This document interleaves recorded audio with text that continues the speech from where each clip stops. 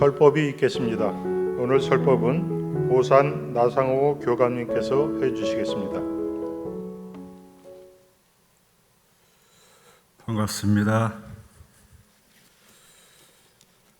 건강히 잘 계시죠? 오늘은 교당내왕시 주의사항 3조로 말씀을 드리겠습니다. 교당에는 어떤 원을 세우고 다니시나요? 마음이 편해서 우리 가정에 행복을 좀 주시라고 기도하러 다니시나요? 좋은 사람을 만나러 다니시죠? 그게 내가 교당에 다니는 것이 소원인 분이 계셔서 다니신다고 하는 분도 계십니다. 꼭 그것만은 아니겠죠. 여러 원이 있으실 텐데 그 가운데 나는 어디에 있습니까? 진실로 참 나를 찾아야 됩니다. 그 참 나를 찾아서 나로 인해서 나와 내 가정과 혹은 직장과 이웃과 세상이 평화롭게 해야 합니다. 우리가 이론상 서문을 독송할 때 우리 어리석은 중생은 이 법신불 이론상을 채받아서 이렇게 독송을 합니다. 이 말을 바꾸면 부처가 되기를 서원하는 나는 이 법신불 이론상을 채받아서 란 뜻이 되기도 합니다. 그래서 우리가 교당에 오실 때는 내가 지난 한 주를 이 법신불 이론상을 채받아서 사는데 정성을 다했나 안 했나 이거를 판조할 필요가 있습니다. 교당내왕시 주의사항 3조는 어떠한 사항에 특별히 의심나는 일이 있고 보면 그 의심된 바를 제출해서 지도인에게 해오 얻기를 주의할 것이요 그랬습니다. 교당내왕시 주의사항 1조는 일주일간 지낸 일을 일일이 문답해서 감정을 얻자 하시는 것이고 2조는 뭡니까?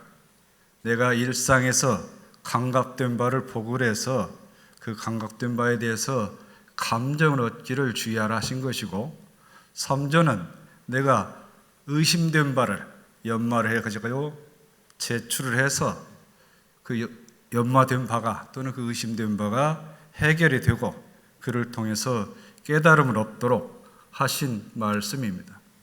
그래서 1, 2, 3조를 간단히 줄여서 얘기를 할 때 문답, 감정, 해오 이렇게 말을 하기도 합니다. 그런데요, 잘 아시겠지만 여기에서 의심이 난다는 말은 누군가를 의심한다 그런 말이 아니고 일과 이치 속에서 내 지혜를 밝히는데 의문거리가 생겼다 그렇게 이해를 하셔야 할 것 같습니다. 그런데 의심거리라고 하니까 화두와 같은 그런 깊은 경지의 의문권을 가지고 생각을 하게 되면 나는 도저히 못해 이래 생각하실 텐데 의심권이라고 하는 것은 일상사에서 가지실 수도 있고요. 내가 작업을 하면서도 가질 수 있고 과학자들이 실험을 할 때는 그 실험에 끊임없는 의심을 가지면서 실험을 하기도 하죠.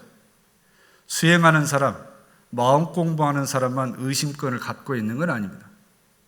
대종사님께서도 7살 때 하늘을 보고 의심을 품고 부모님이 사시는 걸 보고 의심을 품고 그것이 크고 커서 물론 그 지난한 구도의 과정을 거치셨습니다마는 그 대각의 과정의 첫 걸음은 바로 하늘을 보고 의심을 건 관천기상을 낳으셨던 모습이라는 것을 우리가 함께 알 필요가 있을 것 같습니다. 의심은 진리를 연구하는 연구 과목에 해당을 합니다. 한 제자가 정산종사께 여쭙습니다.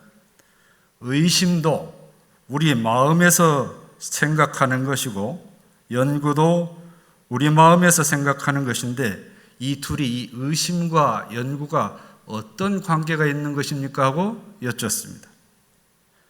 정산종사께서 말씀하시기를 의심은 열쇠와 같고 연구는 자물통 같다 그랬어요. 의심이 걸려 이 열쇠로 연구할 수 있는 그 자물통을 연다 그 말이죠. 그런데 그로써 한 번에 끝날 수도 있지만 들어가 보면 다시 또 열쇠를 써야 될 자물통이 그 안에 또 있습니다. 다시 열고 또 들어가면 또 있고 또 열고 또 들어가면 또 있고 이렇게 의심과 연구가 반복해서 하다 보면 그 지혜가 깊어진다 그렇게 말씀을 하셨습니다. 의심 연구 이렇게 돌고 돌아서 꾸준히 정성스럽게 계속하면 그 지혜가 깊어진다 하신 것이죠.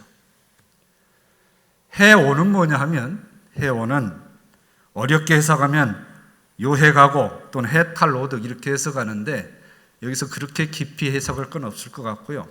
내가 의심건이 되는 것을 교당에 오셔서 제가 됐든지 단장님이 됐든지 그걸 내 가지고 내가 연구한 바가 제대로 됐는지 혹은 아직 내가 미처 모르는 것은 물어서 그것을 해결하는 그 의심건을 해결을 해서 그를 통해서 아하 그런 이치가 있구나 하는 깨달음을 얻는 것을 해오로 이해를 하는 것이 좋을 것 같습니다.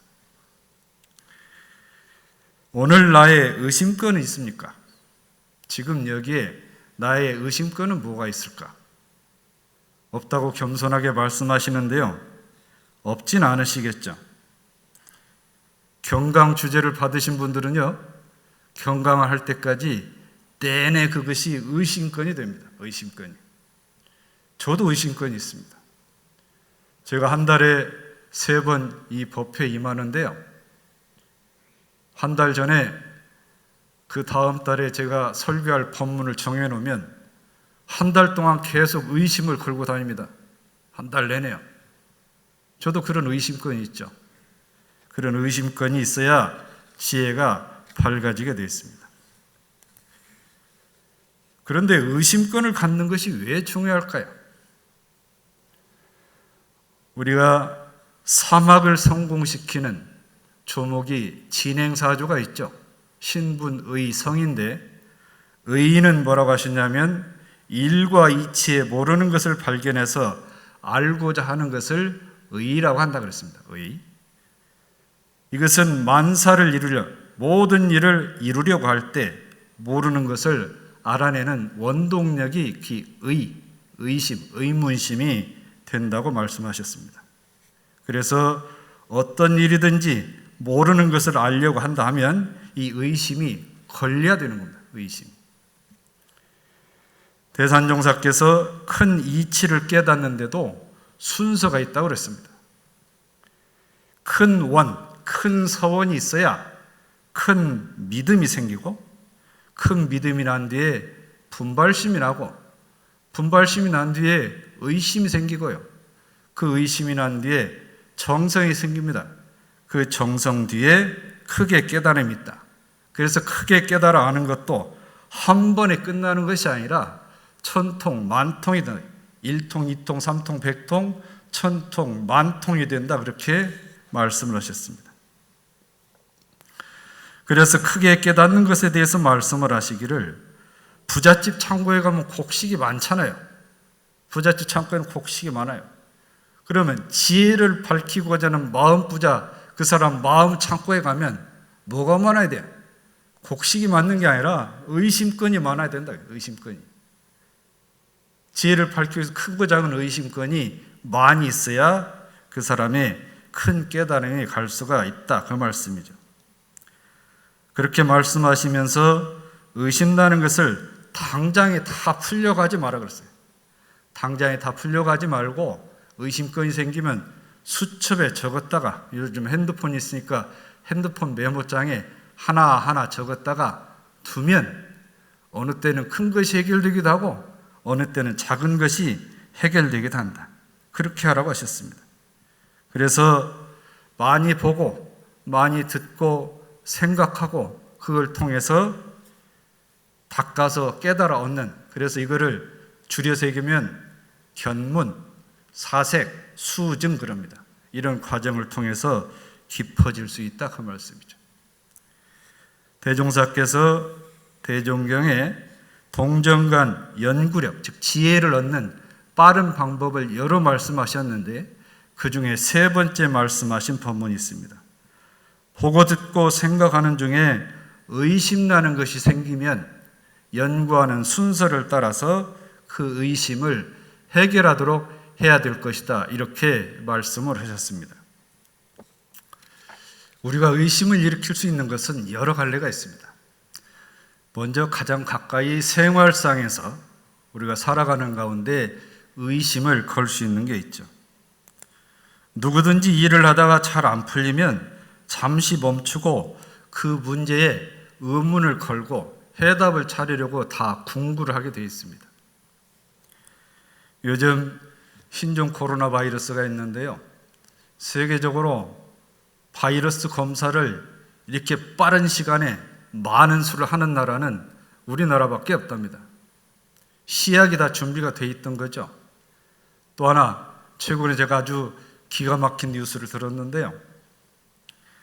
이 많은 사람 시약이 있어도 짧은 시간 안에 어떻게 하면 빨리 할 수 있을까? 이걸 아마 연구를 하다가 어느 보건소 직원이 보건소장에게 제안을 했대요. 소장님,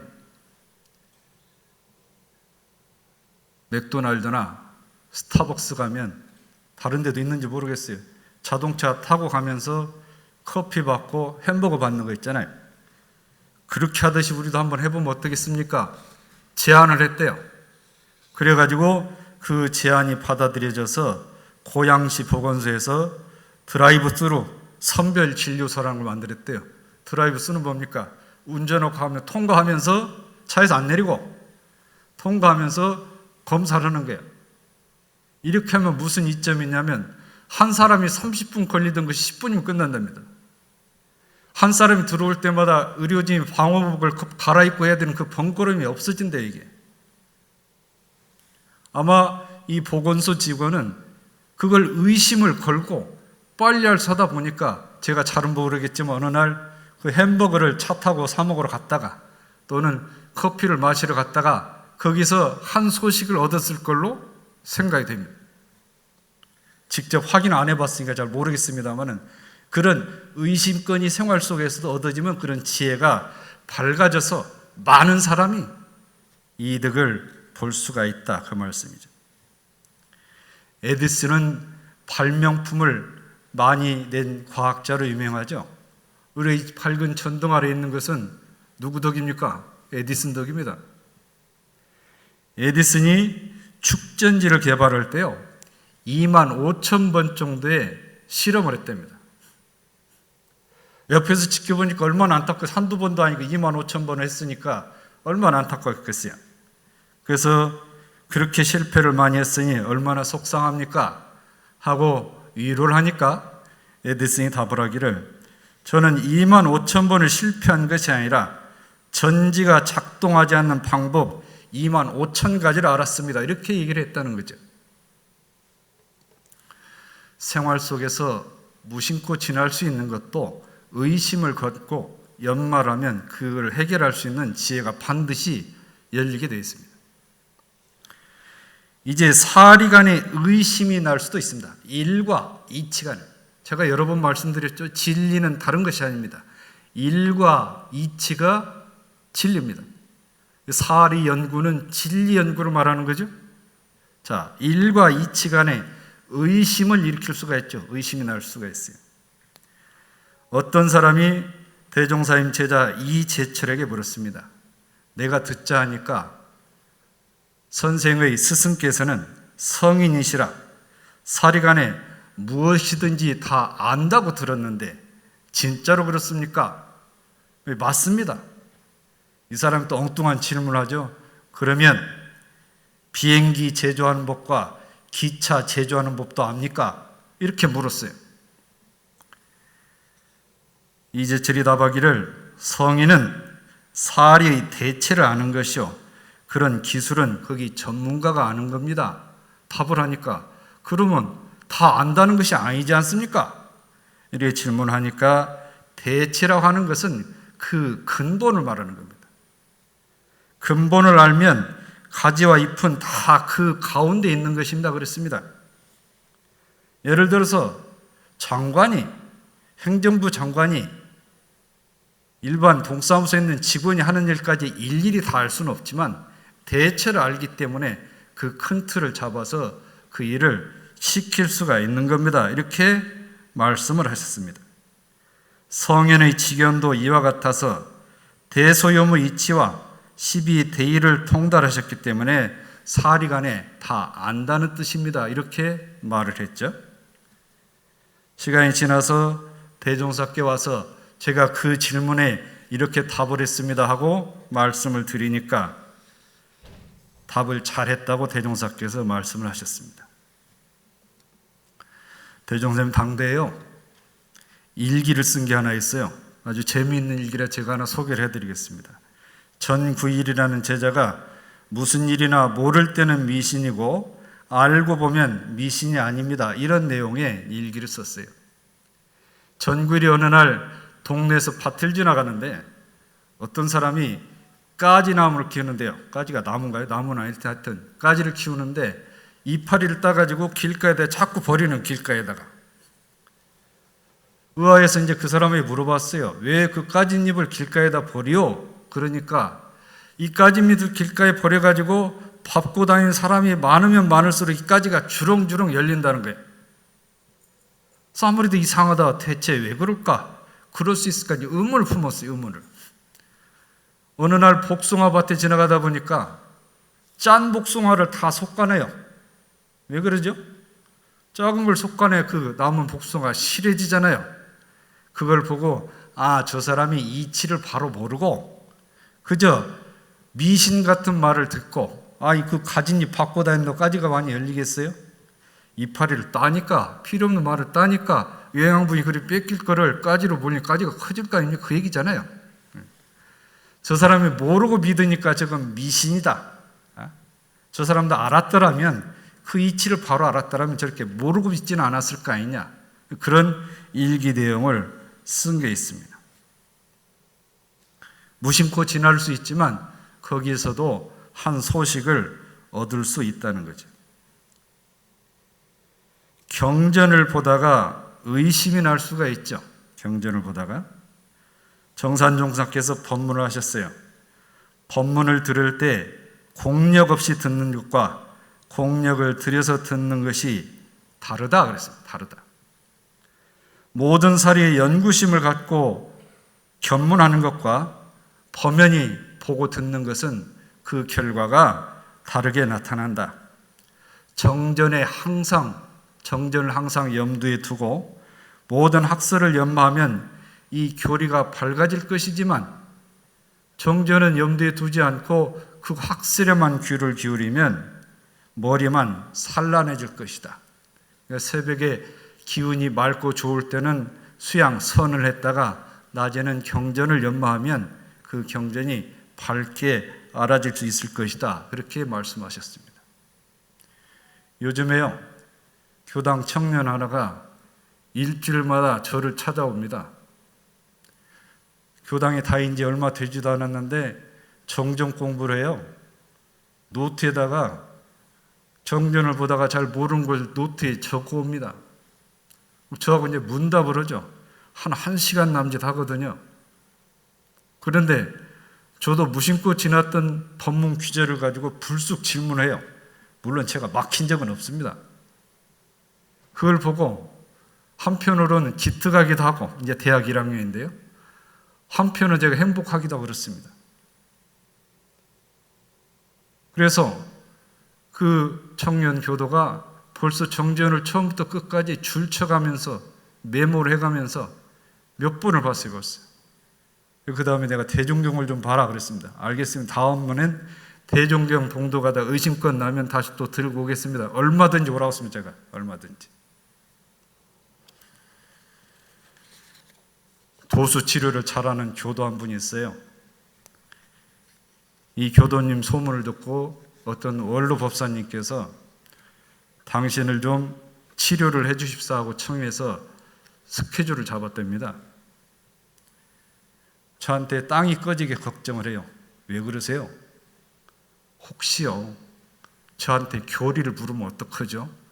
제 교리 실력이 들통이 날 텐데 너무 걱정이 돼가지고 요새 안 보던 교전을 날마다 처음부터까지 샅샅이 보고 있대요. 그래도 모르겠대요. 무슨 질문을 할지. 예? 그 제가 되짚어서 얘기를 했어요. 그러지 말고 질문하시기 전에 먼저 여쭤보세요. 그랬더니 뭐라고 한 줄 아세요? 뭘 알아야 물어보죠. 알아야. 그래서 제가 요즘 해답을 알았습니다. 우리 도반님들이 5층 회심당을 안 올라오는 이유를 제가 알았어요. 혹시 오면 제가 무수하게 질문할까 겁이 나서 안 오는 거구나 그렇게 하시는 것 같은데 제가 안 물어볼게요. 질문하는 거에 대답만 하고 절대 제가 질문 안 할 테니까 언제든지 노트에 적어서 올라오시기 바랍니다. 이제는 의도 성리로서 의심이 날 수가 있겠죠. 좀 깊은 단계로 가죠. 우리는 화두를 포함해서 폭넓은 연구 공부로 의도를 말씀을 하셨습니다. 정기훈련법에 보면 의도는 대소유무의 이치와 시비의 일이며 이게 앞규절이 있습니다. 대소유무의 이치와 시비의 일이며 이게 앞규절이 있고 그 뒤에 과거 불조의 화두 중에서 의심나는 제목을 연구하여 감정을 얻게 하는 것이니 이는 연구의 깊은 경지를 밟는 공부인에게 사리간 명확한 분석을 얻도록 하며 그랬습니다. 그러니까 이 화두에 앞서서 불조들의 화두에 앞서서 우리 일상에서 일과 이치 간에 의문이 생기면 그것을 화두로 삼으라. 그래서 이거는 누구나 할 수 있다 그 말이죠. 그래서 어떠한 사항에 특별히 의심나는 일이라고 하는 것은 그것이 국한이었기 때문에 어떠한 일에 의심나는 일. 화두를 들고 가는 간화서는 우리나라 불교 최대 종단인 조계종의 수행법이죠. 그런데요, 부처님 당시에는 화두라는 게 없었습니다. 화두를 중심하는 간화서는 언제 생겼냐면 부처님이 열반하시고 1400년 뒤에 생긴 거예요. 1400년 뒤에. 중국 송나라 때 성행을 했는데 인도에서 달마대사가 인도 불교를 안고 중국에 넘어오셨잖아요. 28조시죠. 그거는 중국 불교의 선종이라는 그 종파를 말하는 중국 불교 전체를 말하는 게 아니고 선종, 중국 선종. 이 달마대설에서 6조 해능대사까지 해서 33조사라고 얘기합니다. 33조사. 해능대사가 신수대사하고 이제 그 지역을 나누잖아요. 신수대사는 북종선이고 해능대사는 남종선인데 그 해능대사 밑으로 그 후에 제자들이 법통을 쭉 이어봤는데 해능대사는 당나라대 사람이거든요. 600년대 사람이에요. 근데 그 후에 이면서 임재종이라는 종파, 이게 선종 산하죠. 이제 임재종에서 이 간화선을 중심으로 했는데 그 당시에 이제 스님들이 경전을 중심으로 하고 또는 묵조선을 하고 그러니까 화두를 걸지 않고 선을 하는 것은 이건 죽은 선이다 이렇게 비판을 하면서 이제 화두를 들고 간화선을 했는데 대종고선사에 이분이 이제 1200년대 전후에 계신 분이에요. 이분이 있을 때 간화선 이제 성행을 한 겁니다. 그때가 우리나라는 고려 때잖아요. 고려 때 태국 보우국사가 우리나라로 가져와서 이 선을, 이 간화선을 이렇게 널리 자리 잡게 하신 거죠. 간화선 화두가 부처님 당대에 있었던 게 아니고 부처님 열반하신 뒤에 1400년 뒤에 화두를 중심으로 한 선이 생겼던 거예요. 화두는 잘 아시겠지만 화두가 뜻하는 바를 간해서 봐서 그것을 추구하는 수행법을 간화선이라고 그러죠. 대표적으로 조주선사의 무자 화두가 우리가 많이 익히 알고 있는 화두가 되겠습니다. 대종사께서 20년 구도를 하실 때 너무 고행을 하셔가지고 겨울이 되면 해수 기침으로 아주 괴로워하셨어요. 법설하실 때마다 기침을 하셨는데요. 그때 대중들께 말씀을 하셨습니다. 그대들도 알겠지만 내가 태어난 길룡리라는 데는 가난하기로 소문이 났고, 또 미개한 인지, 사람들이 지식을 얻는 것이 미개한 그런 세상에 좀 외진 곳에 있어서 내가 다행히 전세 습관을 어릴 때부터 발심을 해서 도를 구하긴 했지만 어디에다 물을 곳도 없고 배울 곳도 따로 없었다. 홀로 생각을 이뤄내서 난행 고행을 안 할 수가 없었는데, 때로는 산에 들어가서 밤을 새기도 하고 길에 앉아서 날을 새기도 하고 방에 앉아서 뜬 눈으로 밤새기도 하고 찬물, 얼음물에 목욕도 하고 밥도 안 먹고 찬방에 기거도 하고 일체의식을 다 잊는 그런 경계까지 해서 마침내 그 의심이 풀리긴 했지만 몸에 병의 뿌리, 병근은 깊어졌다. 당시에는 내가 길을 몰랐는지를 어찌할 수 없었지만은 내가 이 진리를 깨달아서 전한 이후에는 내가 했던 그 경로를 밟지 마라 그랬어요. 경로를 밟지 마라. 대승수행의 원만한 법을 알게 됐으니까 그대들은 그 과정을 겪지 않아도 그 도를 얻을 수 있으니까 얼마나 복이 있느냐, 이렇게 말씀을 하시죠. 내가 길을 잘 몰랐을 때 헛된 고생한 것을 전감 삼아서 몸이 상하는 그런 폐단을 가지면서까지 수행하지는 말라 하면서 말씀을 하셨습니다. 한 제자가 의심견을 가지고 대종사께 와서 여쭙습니다.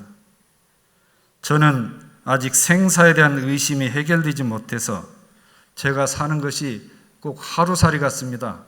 어떻게 해야 되겠습니까? 하고 여쭙습니다. 대종사께서 말씀하시기를 변하는 것으로 보면 천지도 한때를 그대로 있지 못하다. 한때도 있지 못하다. 그런데 불변하는 것으로 보면 만물과 내가 한이 없다. 한이 없다. 이렇게 말씀을 하시고 이 뜻을 좀 연마를 해봐라 그랬어요. 연마를 해봐라. 바로 답을 준 게 아니에요. 저한테도 물어보면 바로 답을 줄 거리는 바로 주고, 그 청년한테도 그래요. 저한테 질문하면 저 질문 안 한다고 그랬나요? 그래도 그 청년은 공부하는 청년이니까 다음에 연마해 올 거리를 제가 몇 가지를 줬어요. 그랬더니 하나도 안 빠뜨리고 다 해와요.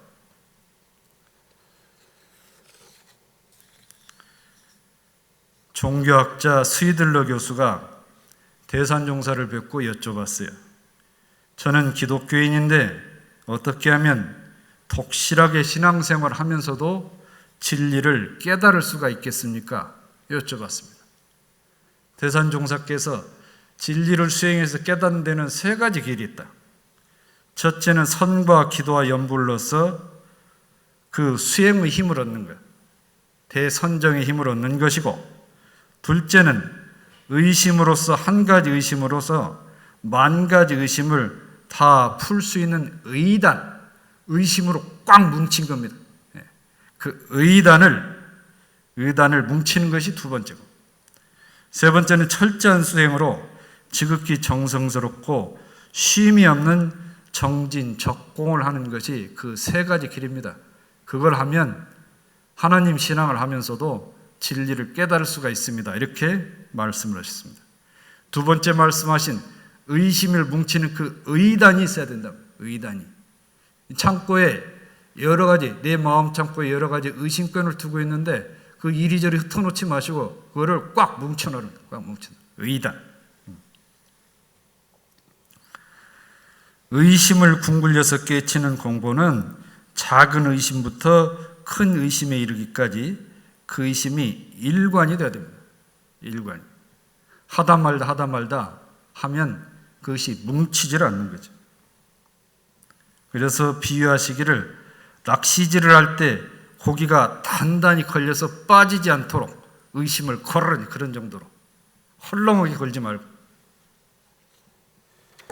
요즘에 빅데이터에 기반한 분석 방법이 과거에 불가능했던 일을 하루아침에 해내기도 합니다.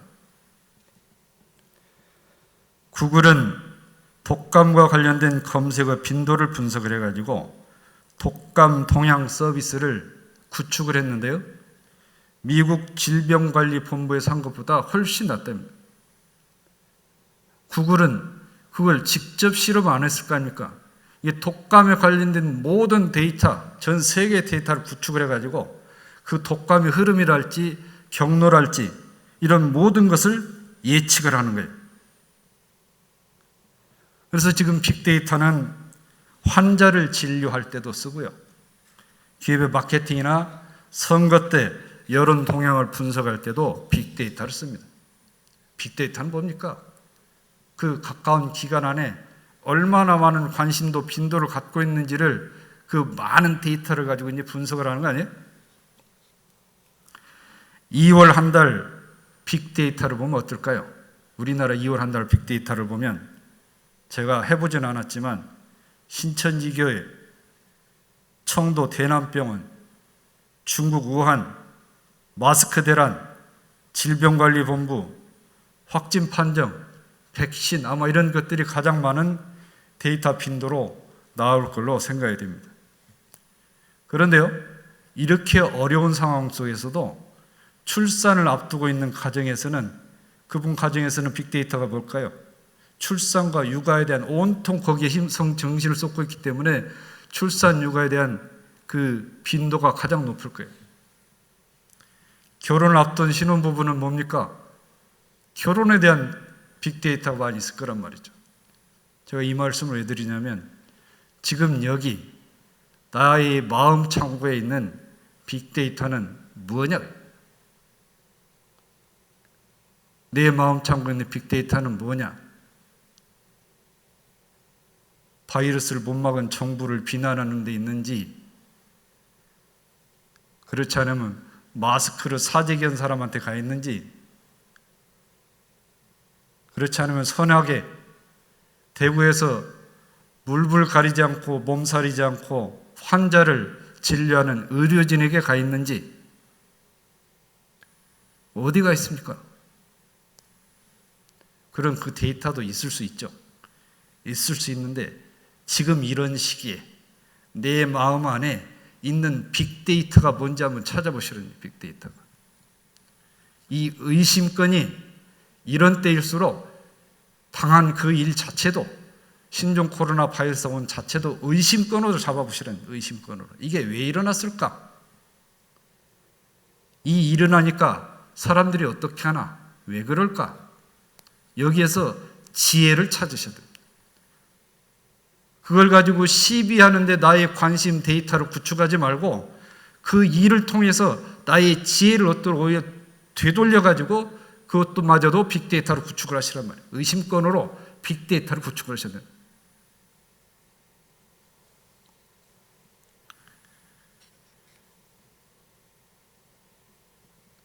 그것이 하나하나 차곡차곡 쌓이면 그것이 풀어낼 때마다 깊은 지혜, 해오를 깨달음을 얻게 되어 있습니다. 교당 명시 주의사항 3조를 실행하는 길은 세 단계입니다. 첫째로 의심나는 일이 있으면 작은 의심이라도 하나씩 일단 적어놓고 나름대로 연말합니다. 일단 적습니다. 1개가 됐든 10개가 됐든 20개가 됐든 일단 적으세요. 교당에서 그 의심된 바를 연마한 만큼 제출합니다. 교감님 바쁜데 내가 가면 민폐가 아닐까? 그런 걱정은 하지 마세요. 그런 걱정은 안 하셔도 됩니다. 내가 나름 연마한 바를 제출해가지고 이게 제대로 연마됐는지 그걸 받으셔야 이게 줄이 맞게 연마를 하죠. 안 하면 잘못된 길로 가면서 연마할 수도 있잖아요. 기연을 따라서 의심을 풀고 해답을 얻으면 됩니다. 세 번째는 지도인이 해오를 얻을 수 있는 길을 가르쳐주면 스스로 연마하는 기회를 가져야 됩니다. 한 단계 더 깊이 들어가야 돼요. 이 문제가 해결이 됐으면 내 창고에 이 작은 의심이 해결이 됐으면 좀 큰 거를 붙잡으세요. 그 안에. 내 마음 창고에 큰 의심권을 붙잡고 다시 한번 연마를 해보는 거예요. 하다가 그 다음 주에 또 물어보시고 그런다고 제가 답을 다 줄 수도 있고 더 연마해 볼 수 있도록 약간 여지를 주면서 답을 줄 수도 있습니다. 그렇게 하다 보면 깊은 경지를 깨쳐갈 수가 있습니다. 그렇게 깊은 경지를 깨쳐가는 것은 해오보다 높은 단계인 증오라고 합니다. 증득에서 깨달아 얻는다, 흑화한다, 그 단계까지 갈 수가 있다. 대산용사께서 쉬지 말고 계속 갈고 닦아서 깨쳐야 한다. 마시는 물도 남이 떠다 놓은 물보다 내가 파서 먹는 샘물이 더 시원하답니다. 그렇지 않겠어요? 다 차려준 것만 마시려고 말고요.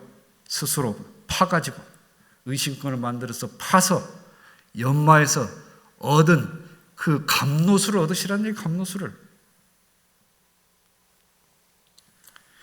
교당에 오고 가실 때는 의심권을 반드시 갖고 오셔서 그 의심권을 풀고 깨달음을 얻어서 지혜로운 삶을 이어가시기를 바랍니다. 감사합니다.